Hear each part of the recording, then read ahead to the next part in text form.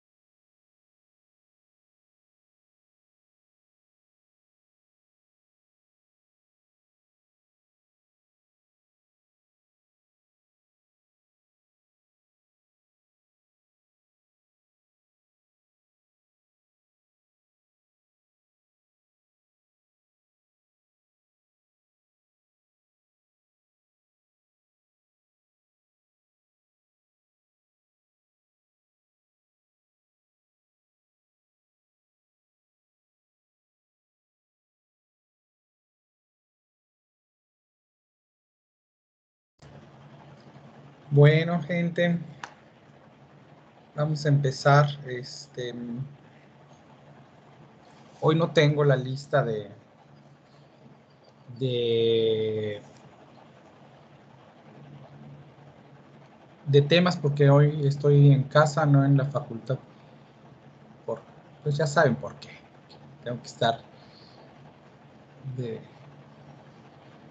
viendo cosas adicionales por lo de la cirugía de mi señora, ¿no? Entonces, pues, pero ya sabemos que nos falta, así que adelante. Vamos a empezar con los que estamos. Sí, doctor. Yo inicio. Ahorita comparto.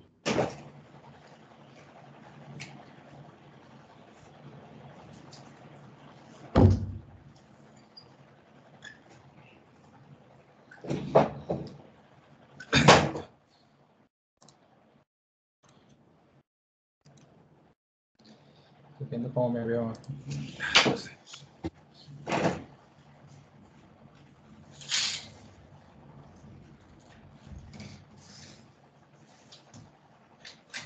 ¿Ya se puede ver?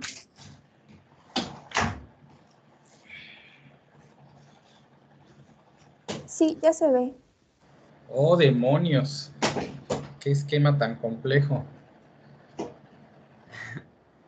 Bueno, Adelante. yo les voy a hablar de lo que es la regulación de la replicación celular. Esto es en parte de lo que ya nos habló Paola ayer, solo como pequeño repaso.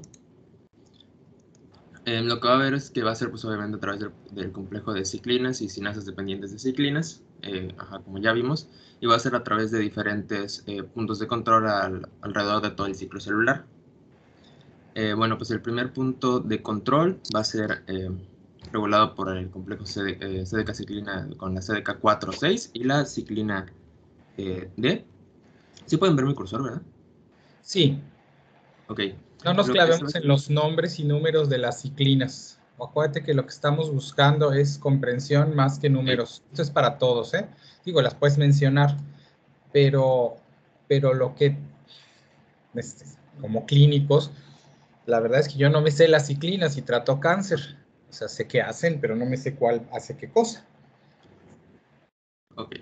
Bueno, pues en lo que es el primer punto de control, pues el complejo CDK-ciclina lo que se va a encargar es de fosforilar a la proteína de retinoblastoma para que ésta se desprenda de un factor de transcripción y este pueda, pues vaya, propiciar la transcripción de genes para la replicación del material genético. Eso es como una especie de regulación positiva, ¿no? Para que el ciclo celular continúe. Pero también en este primer punto de control va a haber una como regulación negativa. ¿Por qué? Porque si la proteína ATM detecta un daño en el DNA, en el ADN, pues va a favorecer la activación del P53, que va a activar, bueno, aquí puse P21, pero pues va a activar en general diferentes inhibidores de complejo CDK-ciclina para inhibir el complejo CDK-ciclina que la proteína de retinoblastoma se mantenga hiposfosforilada y se mantenga unida al factor de transcripción. Y al estar unido el factor de transcripción, pues este no puede estar activado, no puede funcionar, pues el ciclo celular se detiene, ¿no? Esto porque se detectó un daño en el DNA.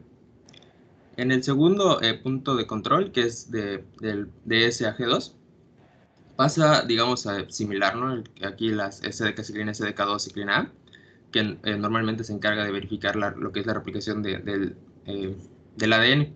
Y lo mismo, participa igual la proteína a detectar daños, ¿no? Si detecta un daño, va a haber una pausa en la replicación, lo mismo por la inhibición del complejo SDK-ciclina, y va a haber una pausa en la replicación del DNA, del ciclo celular, y si se detecta que el daño es irreversible, pues la célula se va a desviar a apoptosis, ¿no? Que ya nos va a explicar Ajá, más adelante. Pero me voy a detener aquí porque el tema de hoy es cáncer cervicuterino, y es en estos dos puntos de control donde puede ocurrir o generarse lo que es el cáncer cervicuterino, y más que nada lo encontré con la relación lo que es el virus de papiloma humano, ¿no? Porque cuando hay una infección por este virus, el DNA del VPH lo que va a hacer es que va a entrar, o sea, va a integrar, digamos así, con el genoma celular. Y una vez que se integra, se va a favorecer la expresión de dos genes específicos que van a ser oncogenes, de hecho, que van a ser el E7 y el E6. Esto normalmente se pasa más con los VPH de alto riesgo, que son, si no me equivoco, el 16 y las variantes 16 y 18. Pero bueno, el caso es que va a ocurrir dos cosas. La E7 lo que va a hacer es que va a formar un complejo con la proteína de retinoblastoma. Y al formar este complejo, va a evitar que se mantenga unido el factor de transcripción. Y pues obviamente al estar libre va a estar activado. Y al estar activado y pues no poder, digamos así, reunirse con la proteína de retinoblastoma, pues el ciclo celular va a estar aumentado. No va a haber demasiada replicación celular. Y pues si hay un daño en este caso en el ADN, pues no se va a poder detener el ciclo celular debido a esta proteína E7, ¿no? Porque no se va a poder reunir el factor de transcripción, y entonces esta célula con este DNA dañado, pues se va a seguir replicando, y pues es lo que va a traer Esencialmente la chamba de la proteína RB es mantener a su factor de transcripción agarrado para soltarlo cuando es necesario y volverlo a levantar cuando ya no es necesario, Exacto. ¿no? Y Exactamente, esto sí. me dices que deja de ocurrir. Ya que metiste cáncer cervicouterino, lo cual creo que es eficiente, cáncer cervicouterino está, como pudimos haber puesto hepatocarcinoma, por ejemplo, porque hay una clarísima relación entre infección y cáncer, como sucede en algunos casos de Burkitt. Eh, hay una clara relación entre infección y cáncer. Y luego esto es importante porque hay muchas relaciones entre infección y cáncer que probablemente existen, pero que no conocemos. Esencialmente lo que estás diciendo es cierto, el genoma del virus se incorpora, tiene que ser un virus de DNA o puede ser una transcripción reversa como VIH. El caso es que se incorpora el genoma del virus al genoma humano, que esta es una función habitual de los virus. Los virus, acordémonos que no catalogan como células ni como seres vivos estrictamente porque no son capaces de la autorreplicación, sino que tienes este fragmento de DNA que se incluye en el DNA de una célula completa que tiene toda la maquinaria de replicación, y entonces al incluirse, cuando cuando es replicado el DNA celular, es replicado el DNA viral, o cuando es leído el DNA y se fabrica RNA, se fabrican RNA virus, como pasa con el VIH. Perdón que yo me regrese a eso, pero creo que es interesante pues tocar ese tema ya que estamos viendo genética en el sentido más amplio ahora que estamos viendo cáncer, ¿no? Que una cosa y la otra están bastante relacionadas. Entonces, bueno, el virus del VIH, como dato adicional no evaluable, pues es un RNA virus, pero que codifica para la enzima transcriptasa reversa, que permite que hagas DNA a partir de RNA, cosa que los humanos no podemos hacer. Ya que fabricaste el DNA, lo insertas, ya que lo insertas, va a ser transcrito, leído, y se va a fabricar la proteína o las proteínas que ese fragmento de DNA codifican, que curiosamente pues es el genoma viral y es la manera en la que se replica y se replica y se replica hasta que se hacen un montón de copias y se revienta el linfocito T y se van estos virus a buscar otros linfocitos T, se pegan al receptor, se meten y hacen lo mismo, ¿no? Entonces, esa es una clara señal de que los virus en realidad se insertan en el genoma. Y como ya vimos que el hecho de que tú dañes, y finalmente tiene que haber un daño de DNA para que se inserte este segmento, dañes el DNA, significa que existe un riesgo de que ciertas proteínas no se sinteticen porque ya se rompió la codificación, o si se ubica este genoma al lado de algún segmento que se lee mucho, igual y se lee de corrido el segmento que ibas a leer y además el virus, y entonces esto tiene implicaciones. Y si esta inserción del genoma cae en proteínas relevantes para el control del ciclo celular, como nos están diciendo que pasa para virus de papiloma humano y cáncer cervicuterino, pues entonces pues el ciclo celular progresa a pesar de que hay errores, en el caso de P53 y E6, y el ciclo celular progresa a pesar de que no tendría que estar ciclando la célula por inactivación de RB. Y ese es el asunto, esa es como una de las maneras en las que aparece cáncer a consecuencia de un virus, y hepatocarcinoma hace lo mismo, con virus de hepatitis B y virus de hepatitis C, y así las cosas. Síguele. Sí, y pues además del E7 que va a formar el complejo con el retinoblastoma, está la E6 que eso lo que va a hacer es que va a entender, destruir al P53 y pues como sabemos esto se va a activar otros inhibidores de la CD-ciclina y pues al no activar estos inhibidores, pues además de que va a estar el E7 pues se va a mantener incluso hipofosforilado, ¿no? Que va a favorecer aún más la liberación del factor de transcripción y que el ciclo celular siga, ¿no? Continúe, ¿no? A pesar de todos sus daños genéticos. Y es en realidad en estos dos puntos de control donde, digamos así, sucede todo el desajuste que nos va a llevar a la generación del cáncer, ¿no? Porque pues igual están el tercer punto de control y el cuarto, donde el tercero se encarga más que nada de la revisión del DNA otra vez y del tamaño celular, ¿no? Y en caso de que sea tanto DNA o tamaño inapropiado, una proteína llamada Wi1 va a inhibir el complejo CD-ciclina para que pues lo mismo no siga el ciclo celular. Pero pues de todas maneras estos pasos, podría decir así, se pueden ver, no, o sea, no sé si la palabra correcta es ignorados, pero pues como en los puntos anteriores ya se saltaron, digamos así, este es el único punto de control que podría intentar detener la replicación. Es como que la última línea de defensa, digamos así, antes de que ya se siga como que replicando, ¿no? Porque pues el cuarto punto de control ya es hasta que es la metafase, ¿no? Pero pues en cuanto a la replicación, digamos así, del ADN como tal, el tercer punto de control es como que el último punto donde se podría intentar salvar, ¿no? Y desviar la célula apoptosis en caso de ser necesario, ¿no? Claro. Pues que haya este daño de DNA. Y otras neoplasias afectan en ese punto de control, ¿no? Tienen afecciones en ese punto de control. De hecho, no, aunque hay ciertos caminos de mutación específicos para diferentes cánceres, es decir, un conjunto ordenado de mutaciones específicas te van a llevar a que tu cáncer tenga ciertas características. El caso es que perder los mecanismos de la copia del DNA, que es lo que estás ejemplificando ahorita, genera la posibilidad de que mutes muchas veces. No vas a mutar necesariamente con 6 cambios específicos en una secuencia, sino que podrás tener otros cambios adicionales, lo cual implica que vas a tener, que aunque puedes establecer,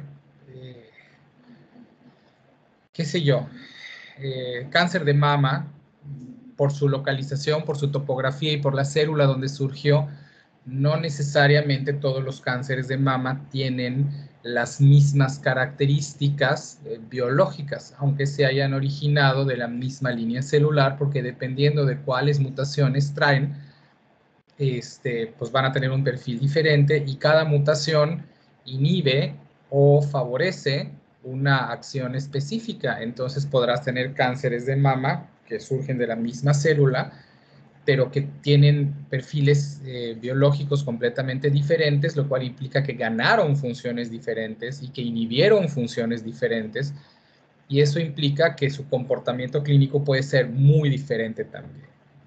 De manera tal que cada vez más estamos migrando a que tú le pones el nombre al cáncer en función de la célula que le dio origen o del sitio primario, sobre todo en adultos.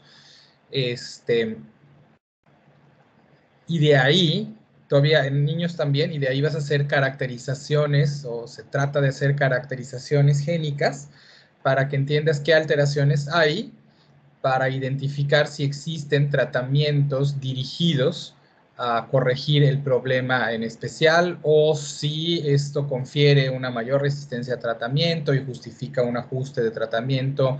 Por ejemplo, en leucemia, que es lo que yo trabajo, para ver si el paciente debe de irse a trasplante de médula ósea porque es constitucionalmente resistente a efectos de quimioterapia, no a efectos de quimioterapia, sino que porque la célula madre nunca desaparece y entonces la mutación permanece y entonces la leucemia se vuelve a generar, como pasa con cromosoma Filadelfia en leucemia linfoblástica.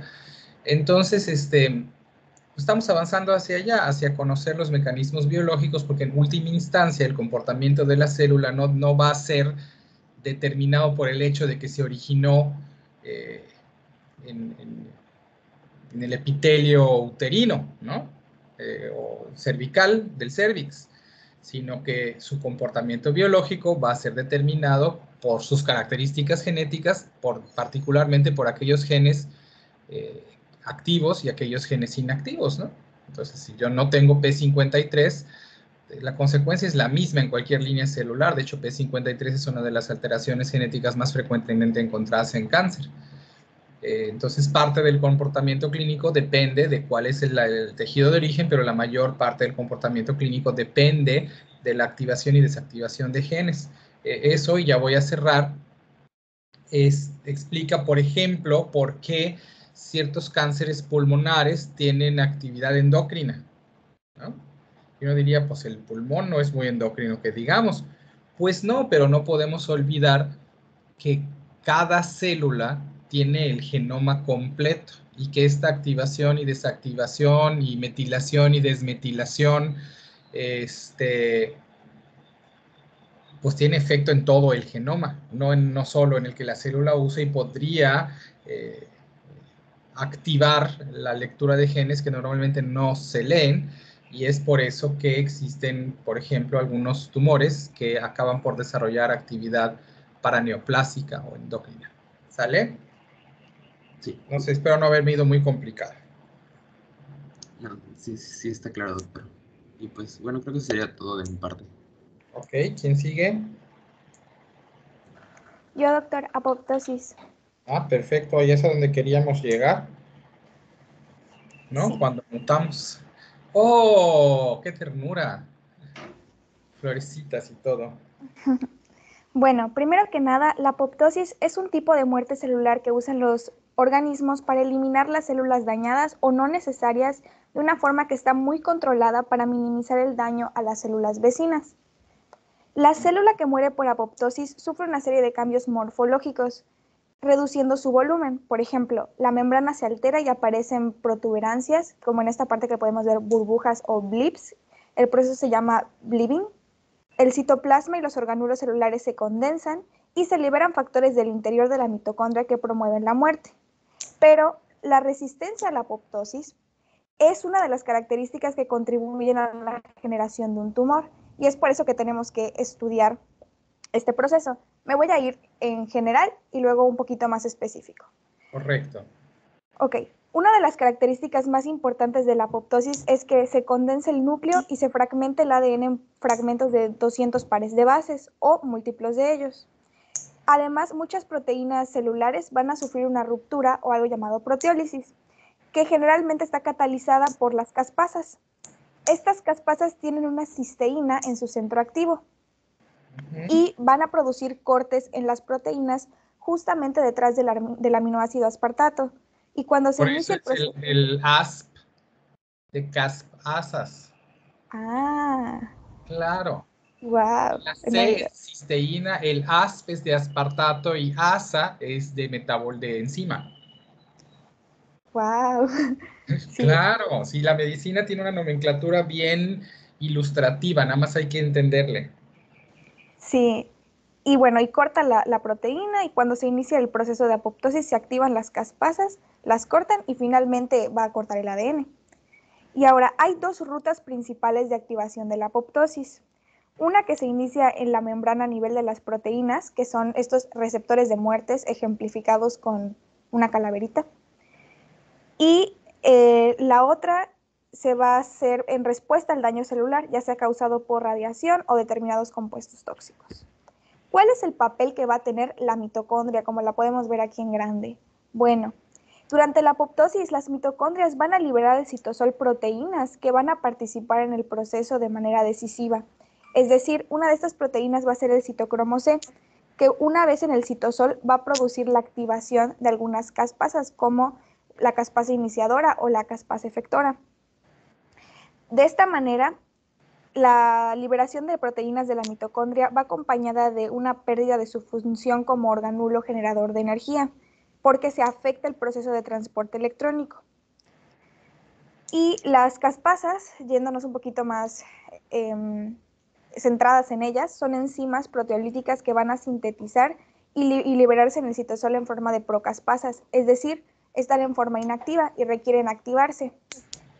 Ellas son las principales encargadas de degradar el interior celular, lo que va a llevarnos a la muerte celular. Y hay varios tipos de caspasas. Todas van a romper las cadenas, pero distintas caspasas van a actuar en diferentes proteínas, dependiendo de los aminoácidos que haya próximos al aspartato. Normalmente las caspasas que se activan de inicio son la 2, la 8, la 9 y la 10. Y las efectoras van a ser la 3, la 6 y la 7. Otras caspasas que realizan papeles específicos así muy importantes sería la caspasa 14, que solo se expresa durante el desarrollo embrionario para la apoptosis. Recordemos que el embrión tiene que hacer que mueran ciertas células, por ejemplo, en las manitas, recordemos que estaban pegados todos los dedos y después mediante un proceso de muerte celular o apoptosis ya se separan los deditos. Entonces, por eso las caspasas son muy importantes. También la caspasa 3 es muy importante porque degrada la cromatina. Ahora, hablemos de las señales externas. La vía de iniciación extrínseca de la apoptosis va a comenzar con la activación de receptores localizados en la membrana plasmática. Estos son los receptores de muerte y son miembros de una familia de receptores como los que ya conocemos, los TNF, los factores de necrosis tumoral. Y cada receptor se iba a activar con una señal característica.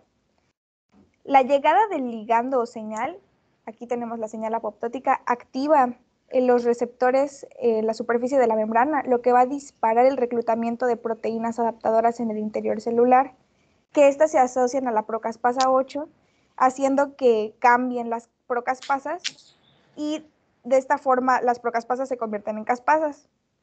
Existe otra ruta, que es la ruta extrínseca, que se activa por ligandos como el TNF o el CD95, que van a actuar de manera específica en el receptor de muerte y van a promover la activación de las caspasas. También hay señales internas como el estrés, como lo podemos ver aquí, que nos lleva a que, por ejemplo, la desaparición de los factores de supervivencia disparan la apoptosis, pero también lo hace el aumento de la radiación, de la temperatura, lo que termina por alterar la membrana interna mitocondrial, lo que provoca la apertura de poros en su membrana, se altera el potencial eléctrico y se liberan las moléculas proapoptóticas. Entre estas, el más importante que puedo destacar es el citocromo C, porque se une a la procaspasa 9 y se hace un apoptosoma, lo que hace que se active la procaspasa 9 e inicie el proceso degradativo. Ahora, ¿cómo esquivan? Porque el punto más interesante, si estamos hablando de cáncer, es cómo esquivan evaden las células neoplásicas este mecanismo de apoptosis. Lo que entendí fue que se alteran los controladores de la apoptosis. Por ejemplo, hay alteraciones genéticas como el P53 que ya mencionó, que entendí que iban a alterar esta maquinaria haciendo resistente a la apoptosis. Pero resistente a la apoptosis es un concepto bien grande, porque puede ser que la señal nunca llegue, entonces no hay apoptosis porque la señal no llegó, porque no se generó. Sí, por ejemplo, pero hay otras razones que se pueden deducir. También puede ser la señal se generó, pero hay receptores, ¿no? Tú misma dijiste, el receptor último ligando de la señal es bueno, acuérdate que la comunicación, o recuerden que la comunicación intercelular, a ver, permíteme.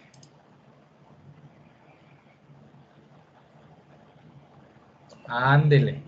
La comunicación intercelular es dependiente de sustancias que pueden hacer una de dos cosas. O se pegan a un receptor de membrana, ese receptor de membrana, que es una proteína transmembrana, cambia su conformación, libera en la parte interna un segundo mensajero que activa una señal que desencadena una serie de fenómenos en la célula. O puede ser, menos frecuentemente, que venga esa sustancia, atraviese de alguna manera la membrana celular, entre y estimule directamente la transcripción de ciertos genes a nivel nuclear. En este caso, tú hablaste del fenómeno 1, que es hay receptores de membrana. Entonces, si la proteína P53 no manda la señal para que hagas apoptosis, pues no hay apoptosis porque no hay señal. Pero si ese fenómeno está íntegro, pero las células, porque podría no estarlo o podría estarlo, pero las células han mutado por otro camino, podrían no expresar a los marcadores de superficie como complejos de histocompatibilidad que son relevantes para estos asuntos, pero entonces podrían no expresar en todo caso los receptores de membrana, y si no expresan los receptores de membrana, aunque llegue el estímulo, pues simplemente no se liga con su ligando, eso se llama ligando, no se liga y entonces no se da la serie de fenómenos que acaba en que se corte el pedacito que le sobra a la procaspasa para que se vuelva una caspasa y entonces empiece a segmentar proteínas en los residuos de aspartato. ¿Ya me entendiste? ¿Sí queda claro? Entonces, sí, ese es el asunto. El cáncer, nos puso Guzmán en el chat, pueden esconder su HMC, que me imagino que es complejo mayor de histocompatibilidad. ¿O a qué te refieres con HMC, Luis Roberto? A eso. La abreviatura en inglés es MHC y en español es CMH, así que, pero no importa, lo entendimos. Y es correcto además, ¿no? Y esto, por cierto, se encima con algunos conceptos de inmunología, ¿no? Pero en última instancia, sí, este fenómeno tú ya describiste, yo creo que de manera más que suficiente, con mucho detalle, cómo ocurre el fenómeno. Pero lo que nos interesa más que el detalle de cómo ocurre el fenómeno es, bueno, cómo le hacen las células. Y esto es lo que tendría que pasar. Y ya dijimos varias cosas, ya dijimos, puede ser, porque estamos revisando todos esos conceptos en términos de cáncer, y ya dijimos, puede ser que la célula mute en forma espontánea, puede ser que mute por el ambiente, por radiación ionizante, va a mutar más quien se replique más veces, obviamente, porque si no te replicas, pues no vas a mutar. Puede ser por infecciones, en cualquiera de los casos existen mecanismos como para hacer la narrativa de que ya sabemos, ¿no? Que reparan al DNA, lo cual puede ser dependiendo de la mutación, si es una sustitución de una base, la cambias, si se unieron divinos de timina, los separas, puedes quitar solo una base, puedes quitar un fragmento, si se te rompe al final, haces por no microarreglos no homólogos, una cosa así. Si se te rompen las dos hélices, entonces habrá que ver si cuentas con una copia. Si estás en G2, te copias de la copia y vuelves a hacer lo que tenías que hacer. Y si no, posen patas y que sea lo que Dios quiera, lo cual genera cierto grado de mutaciones. Eso tiene otras aplicaciones que no hemos dicho, pero que les voy a decir ahorita. Por ejemplo, el tipo de daño, porque existen las mutaciones constitucionales, me la heredó mi mamá, me la heredó mi papá, y existen las mutaciones de novo, que yo le puedo heredar a mis hijos sin que yo tenga la mutación. Y entonces, pues, ¿cómo es posible que yo le herede algo a mis hijos si yo no tengo la mutación? Bueno, pues esto es bien sencillo. Puede ser que mis células germinales, espermatozoides u óvulos, sufran daño genético y luego se fecunde este par, se haga la fecundación con genoma dañado de un daño de reciente aparición. Y entonces esto, perdón que yo me salga, pero creo que les ilustra lo que estamos aprendiendo un poco mejor. Y si no, pues ni modos, porque ya les toqué de maestro. Pero seguro que les va a enseñar algo.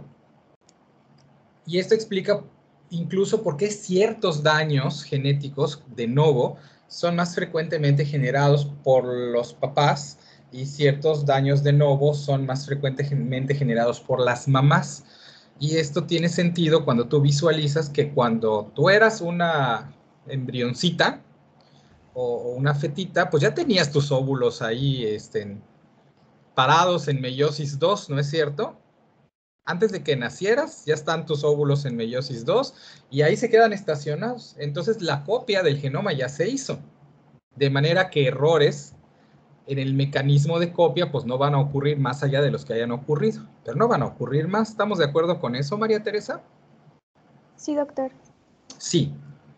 Pero errores que dañen al DNA, a la doble hélice del DNA, en este caso doble hélice del DNA, a la copia que tiene tu ovocito secundario, sí pueden ocurrir. Entonces es más probable que tú me andes generando a tus hijos alteraciones estructurales de los cromosomas que mutaciones puntuales. Y como también estás detenida en donde se van a separar los cromosomas, también es más probable que como mujer vayas a generar alteraciones del tipo monosomía o trisomía. Y pues, si revisan ustedes síndrome de Down, encontrarán que el síndrome de Down, cuando es una trisomía libre, es más probablemente heredado del lado de la mujer que del hombre, porque los óvulos se quedaron estacionados ahí, los ovocitos secundarios, y entonces se dañan estos mecanismos que jalan en la fase de la mitosis a los cromosomas de un lado o del otro, y entonces es que por eso que el 21 se jala para aquí. ¿Vamos bien? En cambio, todas las mutaciones de novo, en donde hay sustituciones, corrimiento de bases, esas son más frecuentemente encontradas como responsabilidad, comillas, del papá y no de la mamá, porque los espermatozoides las espermatogonias están replique y replique y replique y replique y replique en forma continua. Por lo tanto, tienen más probabilidad de cometer errores en la copia, puesto que copian muchas veces y que esos errores pasen desapercibidos y se vuelvan nueva normalidad y se vuelvan genoma estable. Y es a lo que me refiero con las mutaciones de novo. Es más probable que se hayan originado de los papás y en cambio las alteraciones numéricas o morfológicas de los cromosomas tienen más riesgo de haberse generado en la mamá, aunque las dos cosas pueden ocurrir en cualquier género. ¿Tiene sentido lo que estoy diciendo? Sí, doctor. De la misma forma, se supone o se entiende que mientras más veces se replica una célula, pues más probabilidades tiene de equivocarse. Por eso, ciertos cánceres, y voy a hablar de pediatría, porque es lo que domino bien, tienen un patrón bien específico de edad, como por ejemplo el osteosarcoma, que es un tumor de hueso, es frecuente en los adolescentes, porque es en los adolescentes cuando el crecimiento óseo es más rápido y por lo tanto la replicación de las células osteoblásticas es más frecuente o más rápida. Y no solo eso, tienen un patrón de frecuencia en donde alrededor de los 10 años es más frecuente en el hombro, pero alrededor de los 12 o 13 o 14 es más frecuente en la rodilla, alrededor de la rodilla. Y eso tiene que ver con que la cintura escapular tiene un brote de crecimiento más temprano que las extremidades inferiores. Y también se sabe, por ejemplo, el mismo osteosarcoma, que los pacientes, los adolescentes, la talla alta es un factor de riesgo. Se ha descrito que mientras más alto, o sea que cuando uno estudia la población de pacientes con osteosarcoma versus los que no lo tienen, estos casos y controles, la estatura media es mayor. Eso significa que si la estatura es mayor, pues tus huesos se replicaron todavía más rápido y eso es lo que te pone en riesgo. Y por ejemplo, se sabe que el ojo termina de crecer alrededor de los 2 o 3 años, por lo tanto el retinoblastoma es extraordinariamente infrecuente después de los 4 o 5 años de edad. ¿Por qué? Pues porque la retina ya no se está replicando y si no se está replicando, pues cómo se va a equivocar, ¿no? Y así un montón de cosas. Estamos viendo el número de errores espontáneos, los errores inducidos por infecciones virales, por fármacos, por cuestiones ambientales, por radiación, por sustancias químicas.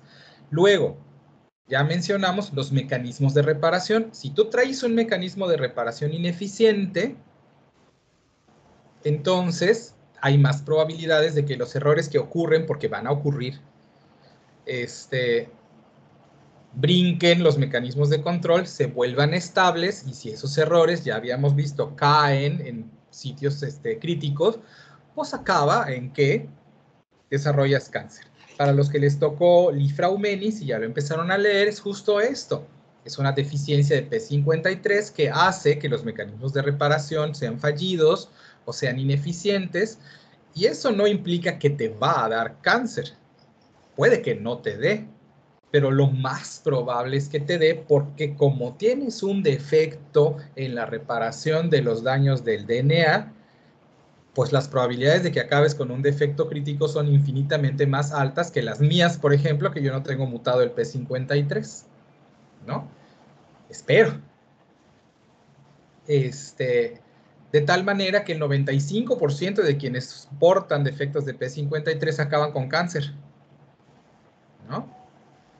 Y que se presentan además, como esto es un defecto heredable, como síndrome de cáncer familiar, lo cual me va a conducir, y ahorita lo suelto, pero creo que les estoy enseñando medicina en este momento, a que cuando uno hace la historia clínica, y ojalá yo vea reflejado esto, no lo voy a ver yo, pero en su póster, chavos del P53, eso de preguntar si en la familia hay cáncer, en historia clínica no es suficiente. Porque si hay cáncer, pues ¿qué? Dice el Patología de Robbins, hay un meme al respecto en el ambiente médico de que la única manera de no tener cáncer es no nacer. Y sí lo dice la Patología de Robbins, que porque con el envejecimiento se acumula daño celular, que si vivimos lo suficiente nos va a dar cáncer a todos. Bien, ya saben, optimista el Robbins. Y dice la única manera de evitar el cáncer sería no nacer. Si no lo han leído, búsquenlo, es una chulada. Cierto el caso, entonces, si yo encuentro cáncer de próstata en un abuelito de los 78 años, pues nadie se sorprende, ¿no? Es como que esperado, por lo que dice Robbins. Entonces, si yo encuentro un cáncer de próstata a los 39, entonces voy a decir, ah, caray, esto no es normal. Entonces, cuando estamos hablando de cáncer como antecedente, si sale el antecedente positivo, para que yo lo considere un problema, tengo que saber qué cáncer y a qué edad, para saber si ese cáncer a esa edad es esperado o no, para entender si eso me está hablando de un riesgo para los familiares de esta persona. Dado que estamos entendiendo que el cáncer tiene un trasfondo genético importante, pero no es el único trasfondo, entonces voy a querer saber eso para entender por qué estoy viendo al paciente, ok, cuáles son las implicaciones sobre el riesgo de cáncer. Voy a explicar, perdón, pero es cáncer. Así que voy a seguirme, pero si se aburren, me avisan. O si voy muy confuso, eso ya se los dije muchas veces, me avisan. ¿Sale? Cáncer cervicouterino. Pues cáncer cervicouterino es un cáncer inducido por mutaciones generadas por la infección por virus de papiloma humano. Entonces, si tu familia hay historia de cáncer cervicouterino, pues yo no veo cómo eso sea un factor de riesgo para que tú lo tengas, ¿no? Pues porque el contagio es del papiloma humano, es vía sexual, en ausencia de uso de métodos de barrera, ¿no? Y entonces, es que me digas historia positiva de cáncer, pues la verdad es que quién sabe, ¿no? Si me dices, hepatocarcinoma y hepatitis B, pues otro tanto, ¿no? Si me dices cáncer pulmonar en un señor de 70 años que fuma como chimenea, que ese era mi papá, pues la verdad es que no asombra a nadie. Si me dices cáncer de mama a los 21, que tuvimos una alumna en la facultad con cáncer de mama durante la carrera, allá dices, ah, caray, ¿no? Aquí hay otra cosa. Entonces, este interrogatorio de los antecedentes de cáncer, pasado por el hecho de que entendemos de que muchos de los cánceres fueron generados por estas razones que ya nos explicaron, y otros porque por límite de tiempo te va a ocurrir aunque tus mecanismos sean perfectos,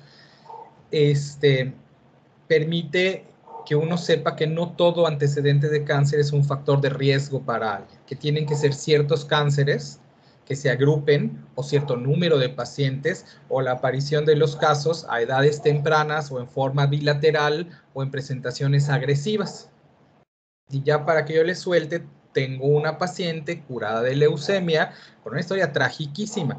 4 años de edad, la diagnosticó de leucemia, termina su tratamiento, a los 7 se va de vigilancia, a los 9 años le regresa la leucemia, al tiempo que a su mamá le diagnostican cáncer gástrico a los 29. Ya con eso tenemos una leucemia que regresó y una madre que tiene a los 29 cáncer gástrico, lo cual es inesperadísimo, ¿no? Se va la niña en tratamiento otra vez, la mamá sale de vigilancia de cáncer gástrico y a los 6 meses le da cáncer de ovario. Se murió la mamá. La niña se vuelve a terminar tratamiento de leucemia, sigue viva hasta el día de hoy. Ya tiene 14. Pero pues, ya hablé con la familia.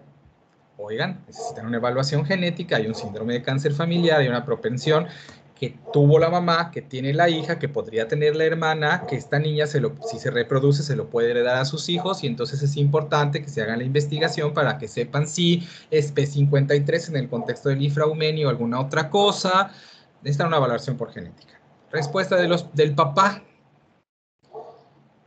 Pues no, doctor, porque prefiero no saber si mi otra hija está en riesgo. ¿Y qué haces? ¿No? Es su decisión, es su derecho, no me toca tomar esa decisión, es de ellos. Y así las cosas, para que sepan cuándo se prenden los focos, ¿no? Y cuándo no. Ya sé qué otra cosa les iba a decir. Cuando vean cáncer de pulmón, van a ver que, por otra parte, no todos los fumadores desarrollan cáncer de pulmón. Y eso va a tener que ver con ciertos enzimas capaces de reparar los procesos inflamatorios generados por el humo del tabaco, ¿no? Entonces, si tú tienes mecanismos más eficaces de reparación del daño, de limitación de los efectos de estas sustancias tóxicas, pues igual y no te da cáncer, ¿no? Entonces, hay mecanismos de... fumar es peor, es mala idea siempre, pero es peor idea para unas personas que para otras en función de sus mecanismos de reparación. Síguele, no sé qué nos falta de apoptosis.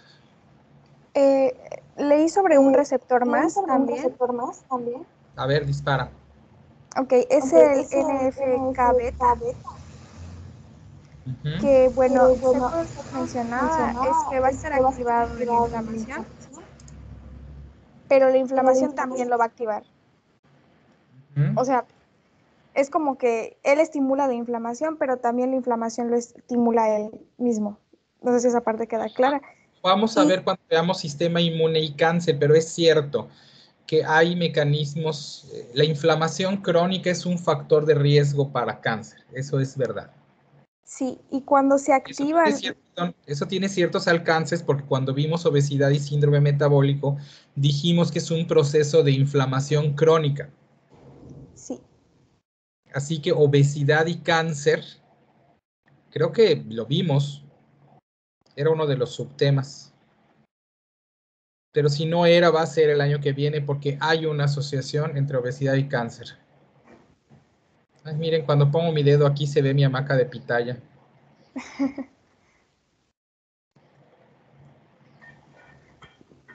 está. Pues sí, entonces cuando se activan estos receptores, contribuyen a que se inicie el tumor y a que se mantenga este tumor. Y por eso era importante checarlo. Sí, sí, sí, nos lo van a decir más adelante. ¿Quién sigue? Yo, doctor. ¿Con qué tema? Protooncogenes y oncogenes. Ajá, ok. Solo para que entendamos qué es cada uno y de qué estamos hablando. Sí. Si algo tiene relación con papiloma, lo dicen en su bloque, aunque creo que el elemento central ya fue dicho, Sí, doctor.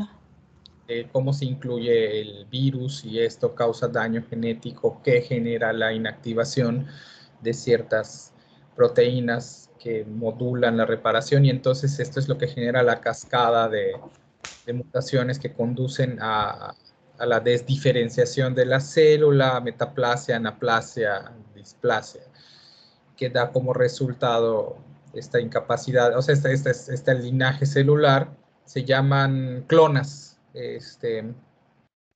porque se clonan efectivamente con el mismo defecto, pero van apareciendo subclonas cada vez más mutadas, ¿no? Y a veces se juntan varias líneas celulares con alteraciones diferentes, en donde coexisten varias clonas celulares, ¿no? Pero bueno, ok, síguele. Protooncogenes y oncogenes. Ok, primero, ¿qué son los protooncogenes? Estos son genes que entre sus funciones en una célula normal, pues podrían conferir una ventaja hacia la formación de tumores. ¿Por qué? Porque estos están implicados en la regulación del ciclo celular, ya sea favoreciendo la progresión hacia la proliferación o inhibiendo los procesos normales de apoptosis. Y los oncogenes ya son los protooncogenes que ya están alterados y que ya promueven la formación de tumores. También se nos mencionan los genes supresores de tumores, que son lo contrario a los protooncogenes, porque en la fisiología normal pues van a frenar el crecimiento de tumores. Como podemos ver, aquí existe un equilibrio entre los protooncogenes y los genes supresores para que se detenga esta proliferación. Y para que las células tumorales tengan una ventaja, pues debe haber ya sea una alteración de pérdida de función de los genes supresores que no puede frenar el crecimiento, o también puede ser una alteración de ganancia de función de los protooncogenes, que ya son oncogenes en sí, porque van a empujar hacia el crecimiento de tumores. A ver, pero creo que hay una confusión exactamente de qué es un protooncogen. ¿Alguien más lo tiene? ¿Lo leyó?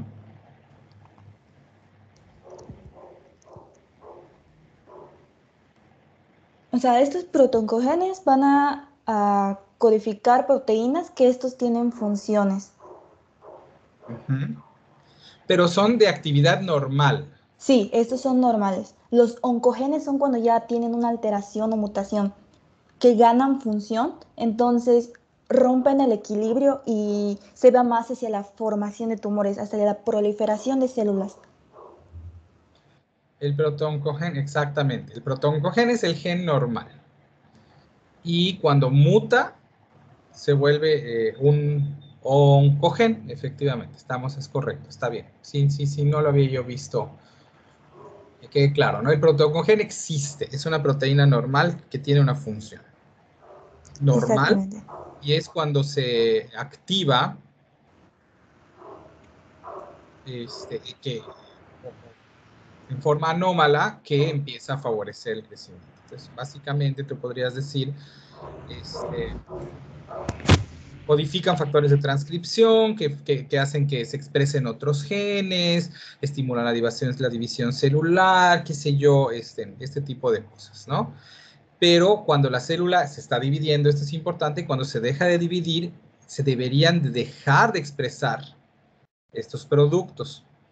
El asunto es si este gen permanece activo porque tuvo algún cambio en su conformación o en cambio de la conformación de quien regula su expresión, es que tenemos un oncogen. Es el cambio de este mecanismo que es de encendido y apagado en función de la necesidad de replicación celular, es que aparece. Ahora, una mutación de un proto-oncogen no alcanza para tener cáncer, necesitas que muchos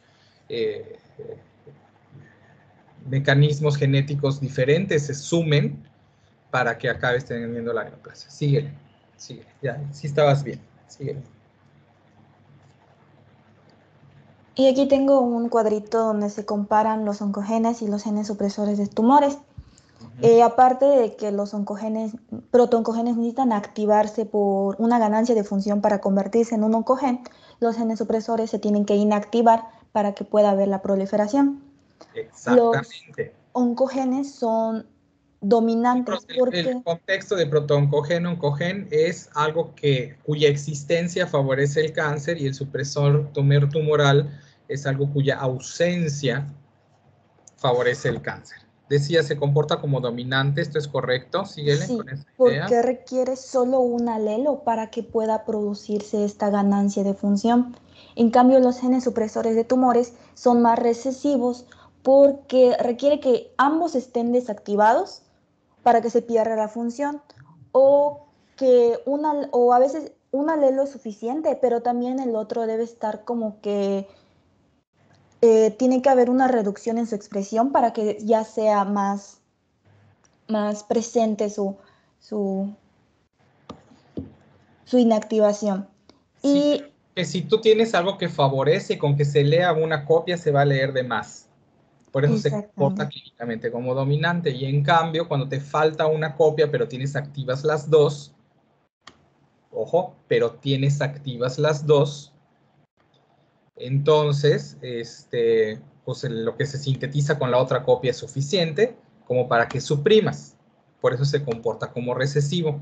A menos que estemos hablando de que la otra estuviera silenciada por alguna razón, pero generalmente los genes que codifican para proteínas que regulan el ciclo celular no se silencian. Por eso es que se comporta como recesivo. Ahora, bájale un poquitito porque vas a hablar de P53 que ya le habíamos mencionado. ¿Por qué si el P53 y el RB, por cierto, también son de hecho supresores tumorales? ¿Por qué con que tengas una copia dañada te alcanza para desarrollar cáncer? Bueno, pues porque no lo vas a desarrollar de inmediato. El asunto es que todas tus células juegan con una sola copia. ¿Vamos claros? Sí. Entonces, con que el ambiente o las sustancias químicas o la radiación te dañe el gen P53 en cualquier célula, pues ya te quedaste sin copias, ¿no? Entonces eso te deja muy propensa a que un daño ambiental te llegue a generar cáncer porque te dañe la única copia que te quedaba. Mientras que para los que nacemos con P53 bien, se nos tienen que dañar las dos copias, pero en la misma célula. Y eso no es imposible, pero es más difícil que ocurra. ¿Sí ven cómo esto toma sentido? Por eso, el 95% de los portadores de alteraciones del P53 en una de sus copias acaban por tener cáncer. Es bien fácil tener cáncer cuando te falta una de tus copias. Y es bastante más complejo cuando te falta la otra, pero obvio, P53 no es ni de asomo la única molécula responsable de la oncogénesis, ¿no? Ok, síguele. Así, los genes supresores de tumores se pueden inactivar ya sea en una mutación de línea germinal o puede ser una mutación somática. Y esto en la línea terminal pues hará que las personas que tengan un alelo defectuoso pues pueda formar estos síndromes de cánceres familiares, como es la mutación en el alelo de TP53 que causa el síndrome de Li-Fraumeni, que ya había mencionado usted. En cambio, los protooncogenes oncogenes pues son más de la línea somática y puede aparecer en una línea germinal, pero estos son tan graves que puede incluso ocasionar una muerte del embrión. Claro. Entonces, sí es difícil que se forme un síndrome familiar por tanta mortalidad, pero el libro nos mencionaba un ejemplo que es el síndrome familiar de neoplasia endocrina múltiple tipo 2, que es de un solo alelo en el oncogen red que está en el cromosoma 10, y esto hará que haya una predisposición a formar tumores en un feocromocitoma y también tumores en la glándula paratiroidea. Aquí me voy a meter a algo de genética adicional que a lo mejor no tienen, sí tienen claro y a lo mejor no, que creo que vale la pena aclarar, que no toda la herencia cabe en dominante y recesiva y ligada a X. Hay herencias que no siguen el patrón mendeliano y esto tiene que ver con los conceptos el concepto de penetrancia. ¿Ya lo vimos? ¿O no? No, pero de hecho sí leí algo sobre ello, que por ejemplo estos síndromes que estuvimos viendo en los libros son por síndrome de penetrancia alta. En cambio, la mayoría de Pero los... incompleta. Hay penetrancia completa y penetrancia incompleta, y la penetrancia incompleta puede ser alta o baja. ¿A qué nos referimos con penetrancia? Ese es como lo interesante. Entendí que esa es la forma en la que se presentan. No.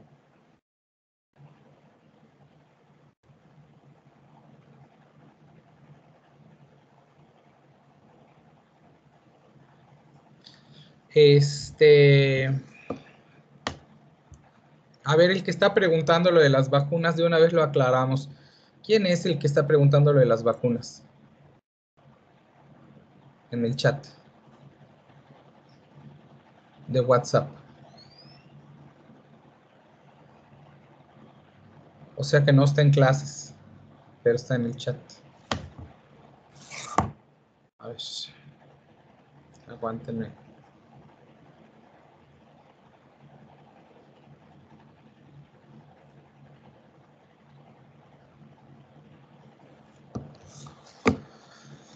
Ay, puros poemas. ¿Cuántos se vacunaron? No está. ¿Cómo cuántos se vacunaron, amiguitos?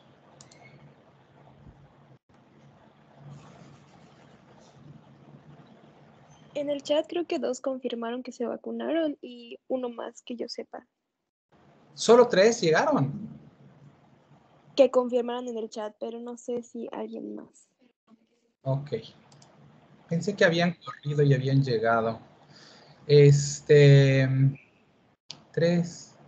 Ah, más los del voluntariado y eso. Es que hay un Alex que me está preguntando que de la vacuna de Canacín, pero la verdad es que no. Se consiguieron vacunas en Avalá y fueron las que prometió el secretario de Salud para los internos. Entonces, como eran 150 internos, 60 internos, pero solo 110 dijeron que podían llegar de un día para otro, pues sobraban 50 vacunas. Entonces hicimos el arreglo para que estudiantes de la UADY fueran, pero allá, porque allá nos las prometieron. O sea, no es como que en cualquier pueblito pueden llegar y digan soy de la UADY y digan sí, hijo, pásale. No, no funciona así. Fue una oportunidad de una vez en la vida y si no, pues esperen su turno, ni modos. Porque de hecho fue una concesión extra lo que se logró con estas 3 personas que fueron beneficiadas, más los que están participando como voluntarios. Sí se gastaron rapidito los de Avalá, sé que algunos llegaron y ya no alcanzaron. Ahí le explican a Alex, que no sé quién es. Estábamos en... penetrancia. La penetrancia es exacto, como dice Mari Carmen. ¿Qué porcentaje de los que portan el defecto genético presentan la consecuencia clínica? ¿Conocen acondroplasia, los enanitos desproporcionados? ¿Sí ubican acondroplasia? Sí, doctor. Ok. Perdón por decir enanitos, sé que es incorrecto, pero estamos en clases y la intención es más de que ubiquen claramente de qué estoy hablando. Pero acondroplasia, los acondroplásicos, todo aquel que porte el defecto, que por cierto es una mutación puntual por sustitución en donde se cambia solo una base por otra, y miren todas las consecuencias fenotípicas que traen, todos los portadores del defecto presentan la manifestación fenotípica. Punto final, penetrancia completa, 100% de los portadores tienen el defecto. Penetrancia incompleta. Puedes tener neoplasia endocrina múltiple. Puedes tener el gen y nunca presentar la neoplasia.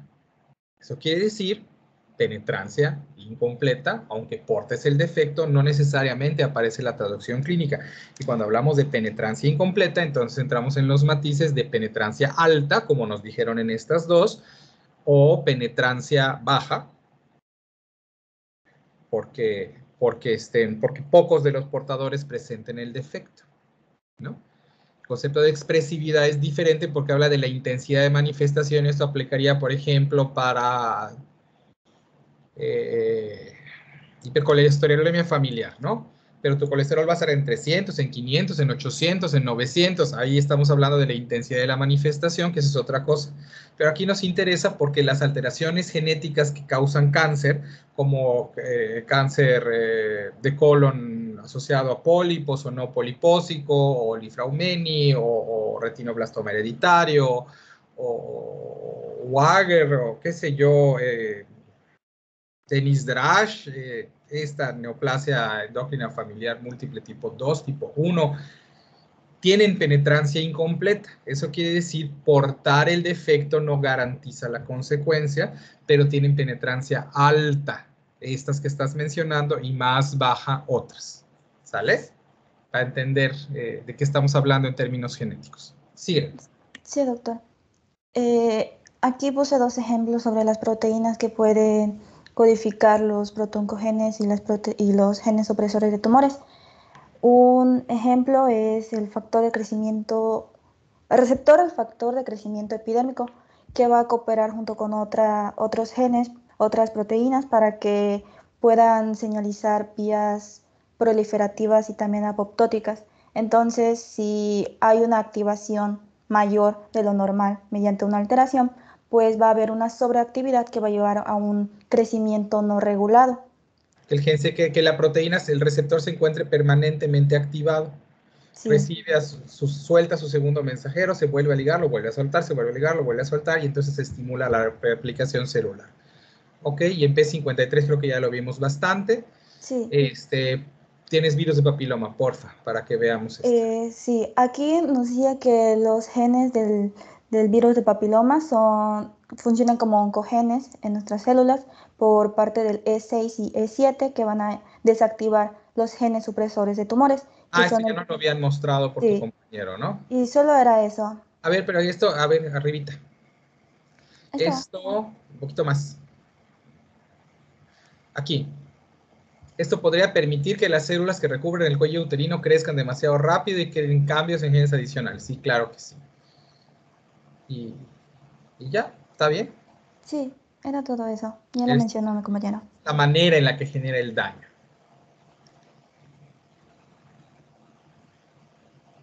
Ok, ¿quién sigue?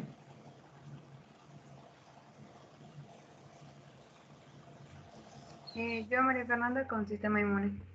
Ándale. Sí, un compañero va a proyectar. ¿Alguien de los que fue antes tiene algo que decir de papiloma? ¿De los que hablaron ayer? Que no haya sido dicho ya. No, doctor. No, yo creo que no. Pero creo que aquí sí vamos a hablar algo. Ok, dispara. Puede ser un poquito más grande. Bueno, no tanto. Bueno, pues a mí me tocó cáncer y sistema inmune. Y pues, como sabemos, el sistema inmune esperaríamos que defienda nuestro cuerpo, no de microorganismos patógenos que puedan ingresar.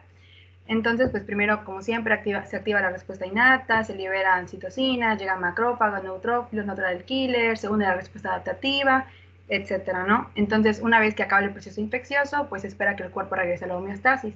Pero pues esto no siempre se observa y es como usted había comentado, que una inflamación crónica puede desarrollar cáncer. Entonces, puse algunas cositas que pueden favorecer la formación del tumor, por ejemplo, el microentorno inflamatorio, que puede tener muchos factores de crecimiento y citocinas que induzcan la proliferación y migración de células. Los neutrófilos pueden liberar especies reactivas de oxígeno, óxido nítrico, que pueden activar vías tumorogénicas, pueden dañar el ADN, promueven mutagénesis, también pueden alterar la regulación epigenética de las células y pueden inducir anomalías en la expresión génica. Y por su parte, el tumor también induce una mayor inflamación. Como se puede ver en la foto, por ejemplo, está la inflamación. Esto hace que se activen factores de transcripción en células tumorales. Esta libera citocinas, atrae más células. Estas células liberan todavía más citocinas, atraen todavía más células y la inflamación se va complicando hasta que llega la aparición del cáncer. ¿Puedes cambiarla? La inflamación, otra vez, ¿cómo es que la inflamación genera? Por las citocinas y el reclutamiento de células, entonces los mediadores que las células vayan... No, pero ¿cómo genera cáncer? O sea, ¿cómo es que genera mutaciones? Ya sé cómo es que se genera la inflamación, pero ¿por qué la inflamación favorece el cáncer?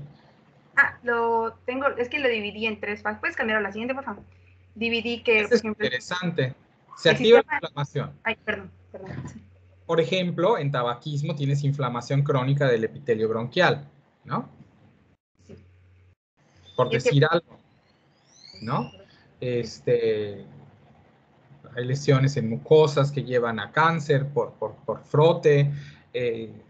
O sea, hay como inflamación generada por el daño por radiación ultravioleta en la piel, el riesgo mayor de cáncer en general para los gorditos, no sé, hay muchas, ¿no? Pero entonces, ¿cómo es que estar inflamado te lleva a cáncer? Creo que decías algo en la diapositiva anterior, por eso te lancé la pregunta.